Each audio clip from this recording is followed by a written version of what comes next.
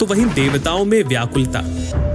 उन्हें लगा कि अगर राम राजा बन गए तो फिर राक्षसों का अंत कैसे होगा। इस दुविधा को लेकर वो माता सरस्वती के पास पहुंचे और फिर माता सरस्वती ने मंथरा की बुद्धि फिराई।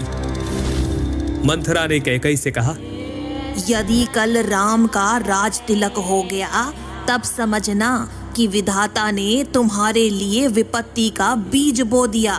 कौशल्या तुम्हें दुख देगी और भरत को कारागार में डाल दिया जाएगा।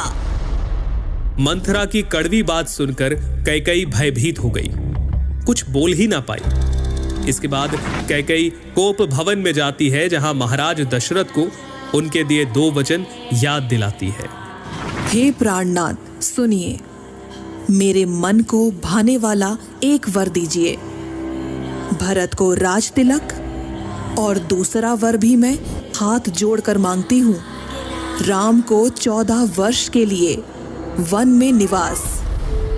कैकई की बात सुनकर महाराज दशरथ सहम गए।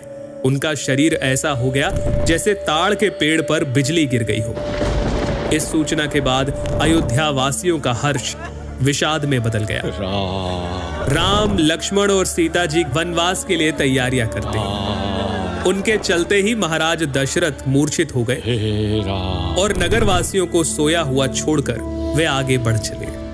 इसके बाद श्री राम श्रृंगवेरपुर पहुंचते हैं, जहां निषाद राज उनकी सेवा करते हैं और फिर केवट की नाव में बैठकर राम, लक्ष्मण और सीता माता गंगा पार करते हैं।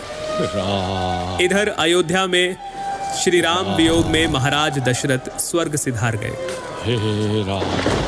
और अयोध्या में वापस आकर जब भरत जी को सारे घटनाक्रम का पता चलता है तो उनके सारे अंग क्रोध की अग्नि में जलने लगते हैं। अपनी तूने सारे कुल का नाश कर दिया। यदि तेरी इतनी ही बुरी रुचि थी तो मुझे जन्म लेते ही मार क्यों नहीं दिया?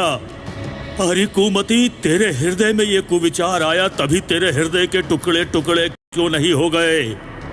तेरी जीवा गल क्यों नहीं गई?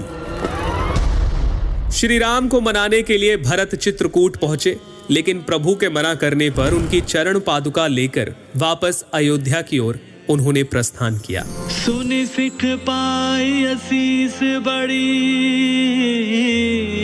गनक बोली दिनु साधी। सिंहासन प्रभु पादुका, बैठा रे निरुपाधि। इस तरह अयोध्या कांड यही संपन्न होता।